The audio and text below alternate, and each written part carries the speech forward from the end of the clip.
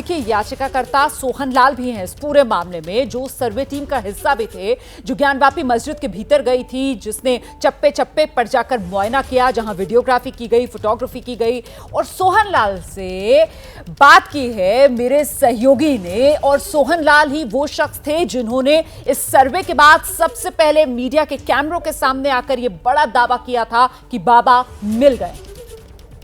ज्ञानवापी मस्जिद परिसर में सबसे पहले शिवलिंग होने का दावा किया था सोहनलाल आर्य जी ने। मेरे साथ सोहनलाल जी हैं। सोहनलाल जी, सबसे पहले कल आप सर्वे का काम पूरा होने के बाद निकले और आप ही ने कहा बाबा मिल गए। ये जो बाबा मिल गए, इसको किस तरीके से देखा जाए? बाबा मिल गए, उसके पीछे तथ्य ये है कि पहले जैसे ही 25 बाई 25 फुट का जो वजू खाना था उसमें पानी भरा हुआ था, हमारे विशाल सिंह जी ने जैसे ही कहा कि पानी निकालिए, पानी निकालने के बाद वो जो कुएं नुमा था उसमें से शिवलिंग सा जो है प्रकट होने लगा। फिर वहाँ पर प्रशासनिक अधिकारियों को बुलाकर कि कैसे इसको सफाई किया जाए। सफाई करने के बाद वह स्पष्ट कहे कि यह एक पत्थर का है और काले रंग का दिखाई करता है। उनका ये कहना था कि यह शिवलिंग जैसा प्रकट होता है। इस अभी तक हम नहीं कहे हैं, वह प्रशासन जब ऐसे ही को है ये एक है प्रकट होता है। फिर और एक चीज़ स्पष्ट आप और देखिए कि उस पर उस शिवलिंग के ऊपर से एक जोड़ा गया है, मतलब नया। फिर हम लोग पूछे जो है प्रतिवादियों से कि ये क्या है, कहे ये फुहारा है। हम कहे फुहारा तो आप चालू करा दीजिए।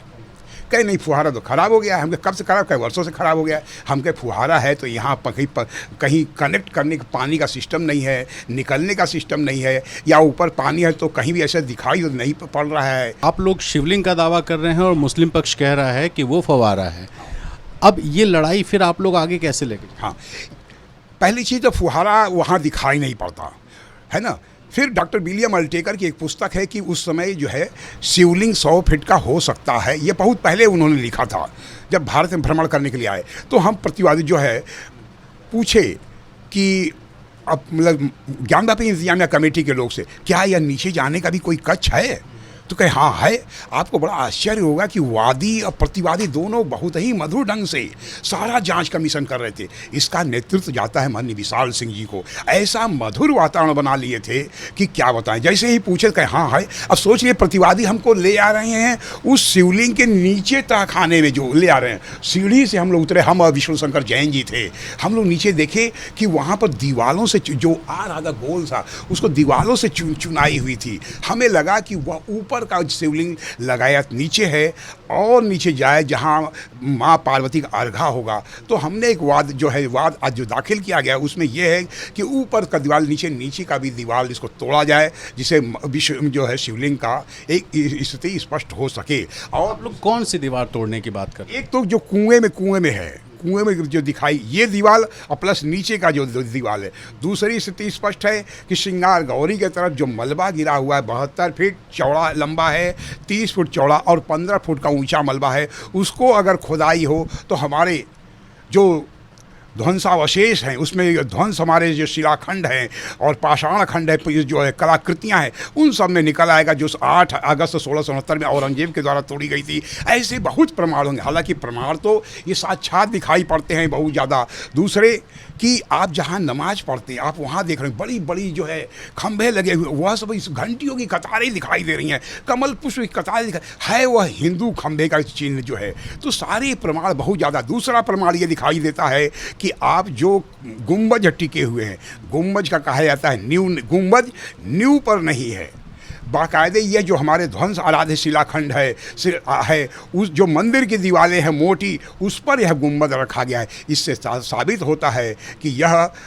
मस्जिद नहीं महज जिद है। और दूसरी चीज़ 1936 के फैसले महज जो है दीन मोहम्मद के फैसले में स्पष्ट लिखा हुआ है कि अगर यह गुंबद टूट जाता है तो मुस्लिम समाज को पुनः बनाने का कोई अधिकार नहीं है, और यदि बनता है तो हिंदू समाज की सहमति से यह ढांचा बनेगा। ज्ञानवापी मामले में दिल्ली से काशी तक आज अदालती सुनवाई का दिन है। अब से चंद मिनटों का इंतजार और शाम 4 बजे वाराणसी की अदालत को फैसला सुनाना है। और इस सब के बीच जो राजनीतिक प्रतिक्रियाएं हैं वो किस तरीके से देखने के लिए मिल रही हैं, जरा इस पर नजर डालिए। मुझे लगता है कि देश के स्वाभिमान से जुड़े 3 स्थान थे जिस पर देश हमेशा संवेदनशील रहा है: अयोध्या, काशी और मथुरा। कानून एक बीच में 1991 में आया, ये देश को पता भी चला। लेकिन मैं दूसरी बात कहता हूं कि कुतुब मीनार में केंद्र में मंत्री था, वहां पर फारसी में लिखा हुआ है कि 27 मंदिर तोड़ के बनाया, और ये एसआई ने या किसी भारत सरकार ने नहीं लिखा, जिनने ये किया वो लिख कर गए। शताब्दियों तक ये बात चलती रही, किसी ने उसको पढ़ा नहीं, किसी ने जाना नहीं, देख कर लगता था कि हाँ ऐसा हुआ है। लेकिन इससे बड़ा प्रमाण दुनिया में कहीं और नहीं होगा कि जिसने उन मंदिरों को तोड़कर बनाया वो खुद लिख कर गया कि साहब ये 27 हिंदू मंदिर और जैन मंदिर तोड़ के हमने कुतुब मीनार को बनाया। मुझे लगता है कि ये जो दुस्साहस है वो हिंदुस्तान के अलावा अगर दुनिया के किसी भी देश की धरती पर होता तो 1 मिनट भी शायद वो टिक नहीं पाता, ऐसा मैं मानता हूं।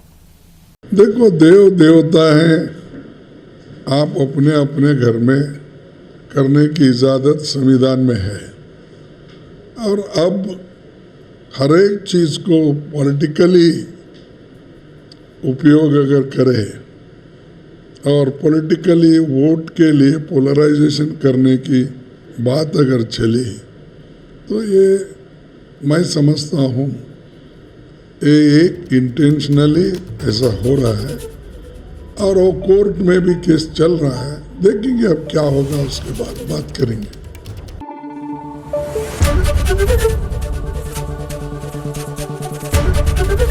एबीपी न्यूज आपको रखे आगे।